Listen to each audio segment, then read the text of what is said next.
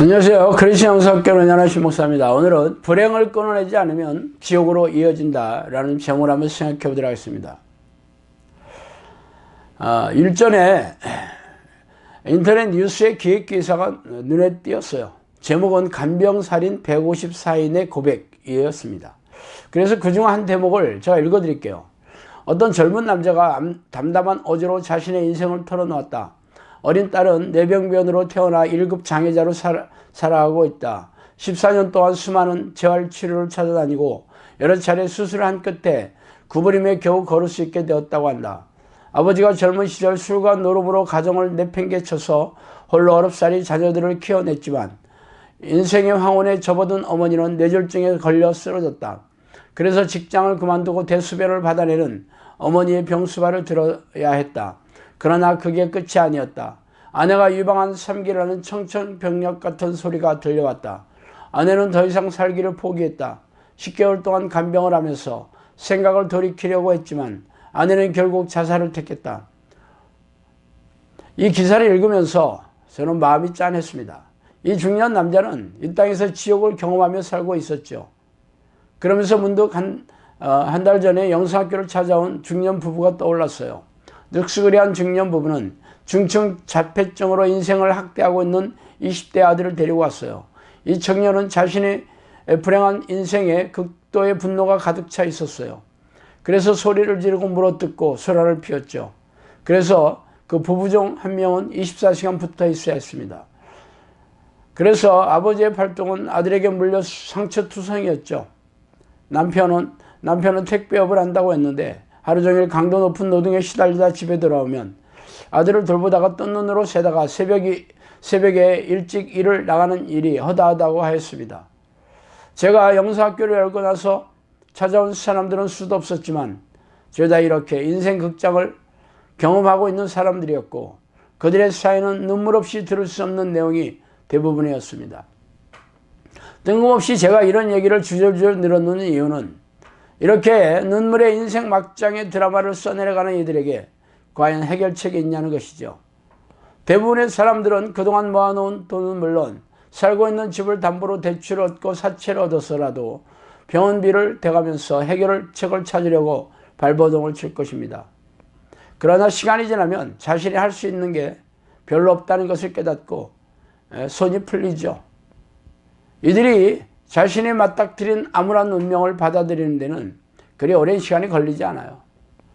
수고하고 무거운 짐진 자들아 다 내게로 오라. 내가 너희를 쉬게 하리라. 나는 마음이 온유하고 겸손하니 나의 멍에를 메고 내게 배우라. 그리하면 너희 마음이 쉼을 얻으리니 이는 내 멍에는 쉽고 내 짐은 가벼움이라 하시니라. 마태복음 11장 28절 30절 말씀입니다. 그래서 당신도 인생의 무거운 짐을 지고 풀리지 않은 삶의 고단한 문제를 가지고 교회로 찾아 나왔을 것입니다. 그래서 당신의 인생의 문제가 풀려서 평안하고 즐겁게 살아가고 계십니까? 아니라면 둘 중에 하나이죠. 예수님이 하신 말이 거짓말이거나 아니면 당신은 예수님이 말씀하시는 나의 멍에를 지고 내게 배우라는 명령을 듣지 않고 있는 중입니다. 당신이 여전히 교회 마당을 밟고 있다면 예수님이 거짓말하셨다고 여기지 못할 것이 꽤 분명합니다. 그렇다면 후자이겠죠. 당신은 예수님의 멍에를 메고 배우지 않고 있다는 결론을 받아들여야 할 것입니다. 그러나 대부분의 크리스천들은 이 결론을 받아들일 생각이 없어요. 지금까지 교회에서 시키는 대로 각종 예배의식에 열정적으로 참석하고 11조와 헌금을 아낌없이 드렸으며 교회 봉사와 새벽기도 등도 마다하지 않았다는 것을 항변하고 싶어 할 것입니다. 그러나 당신은 모르는 게 있어요. 교회에서 요구하는 예배의식과 희생적인 신앙행위들은 예수님이 명령하신 내용이 아니라는 것입니다.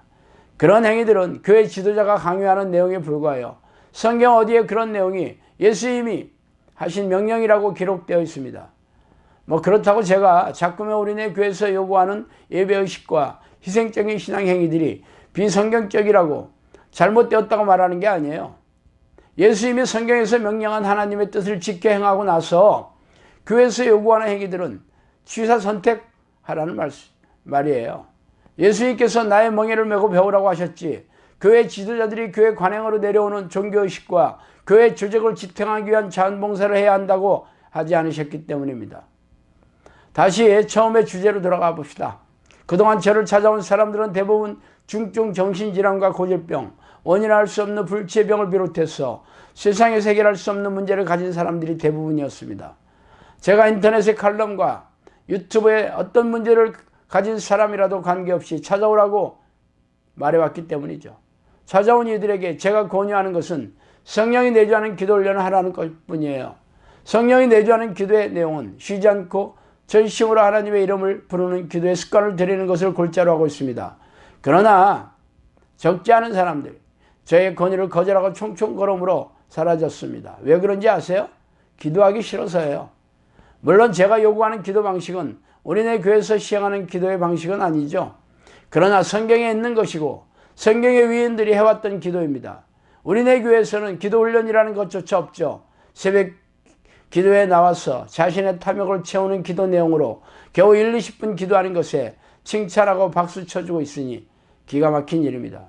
아쉽게도 수많은 이들이 저의 요구사항을 거절하고 지옥 같은 삶으로 되돌아갔습니다. 이 광경을 지켜본 저와 우리 영성학교 식구들은 어안이 벙벙한 채로 기가 막혀 했어요. 하나님이 내민 손을 뿌리치고 그동안 눈물로 써왔던 인생 막장 드라마를 다시 쓰는 것을 선택하다니 말입니다. 물론 이들은 제 말이 고지대로 들리지 않았는지 몰라요. 그러나 제가 영성학교를 연 지 4년이 넘었으며 저의 제안을 받아들인 사람들도 적지 않았습니다. 그들에게 어떤 일이 일어났는지 찬찬히 확인해보고 결정해도 늦지 않을 것입니다. 그러나 이들은 예수님의 멍에를 메고 배우고 싶은 생각이 없어요. 그래서 지옥 같은 삶을 선택한 것이죠. 얼마 전 중증 자폐증 청년을 데리고 온 부부가 제 제안을 받아들이지 않는 이유도 이해가 되지는 않아요. 제가 요구하는 기도 훈련이 아무리 힘들고 내키지 않는다 하더라도 아들의 인생 문제를 해결할 기회를 잡지 않고 지옥에서 살아온 인생 극장을 또다시 선택했다는 게 참 기가 막히더라고요. 자, 오늘은 여기까지 하겠습니다. 감사합니다.